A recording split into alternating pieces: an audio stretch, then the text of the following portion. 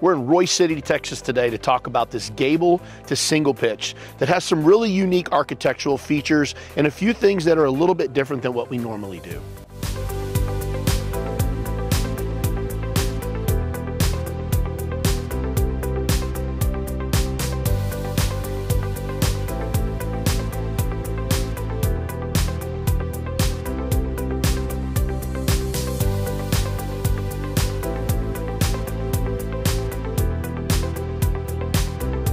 So let's start off by talking about the concrete.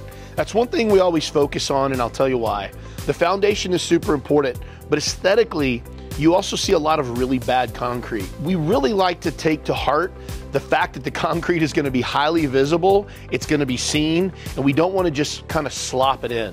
So in this case, we've done a salt finish concrete that has an overlay of the existing patio that you can see back there. We came in and did a nice big arch, which I really like as a feature so it doesn't look so sterile. And then of course we always finish the face nice and smooth. It rained last night, so as you can see some of the streaking and wet on here. But the salt finish also is one of those things that's kind of a timeless way to make concrete not just look like a sterile broom finish. But here's the best part. You don't have to do anything to it. It doesn't require any long-term maintenance like restaining or resealing. The demo on this project started from about here. This is the old patio from the corner there. If you follow that line on the concrete all the way across. So this was the patio area they had before, is about 8 feet.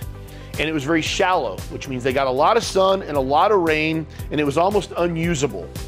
And by demoing all of this out, we not only opened the space up, we nearly tripled the depth, but we gave them a much higher ceiling and more open area, because now when you walk out of this door, you don't have a 9-foot ceiling, you have a 15-foot ceiling, which gives the space a much larger feel. That's the benefit of doing a demo and removing that transition from the old patio into the new. Material for this project. This is a solid timber project. We did use solid 8x8 posts, solid 6x12 beams, and then we do have a wrapped triple ridge because we like to use a ridge beam to offset some of that load. And by doing so, we're not putting such a strain on the house. We then went into our 2x10 rafters, as you can see, solid cedar rafters with a cedar tongue and groove back, a cedar trim all the way around, even transitioning over here into the single pitch. The cool part about this is we then came in and did a false ceiling. And the false ceiling allows us to flush mount all of our electronics and hide all the wiring. So on the back side of this cedar tongue and groove is an 1.5 inch gap created with 2x4s. Then we put our roof decking and the roof on. And in that 1.5 inch gap is all of our wire and conduit ran for our electrical system. So it's hidden. We don't have to box the lights in, and you don't see any conduit anywhere. As we transition from that over to our single pitch, obviously the rafters change directions. When the rafters change directions, it allows us then to pull our rafters out all the way to an open rafter soffit versus our gable that has a solid tongue and groove soffit.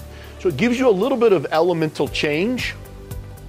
And in that case, it just makes it look better and it's more aesthetically pleasing. A few other things that we did on this, we did not use post trim at the top. We left our brackets exposed and painted them black just because it gives it a little bit more of an industrial, rustic look. So that's the way the customer wanted that done. And then of course they added these beautiful sconces. And the sconces are great because not only do they light it up, but they give it more of a detail and an architectural feature. And we added these by simply drilling through our post and running our conduit through the back side.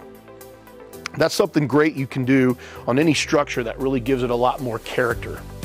And last but not least, we have a really cool thing that we did up here around the ridge support. Instead of just doing straight decorations to create our 3-prong branch there, we actually made arches. And this was the customer's idea. So we took 2x material, we created arches in it, and then we stacked them to create a beam. And as you can see, it comes out really nice, and it gives the gable just a totally different look and feel because of those arches.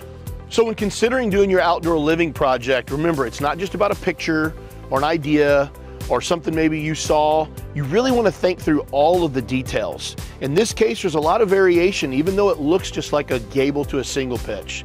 So whenever you're thinking about doing your own build, always consider the details. We wish you the very best of luck in your build, and remember, always do the right thing.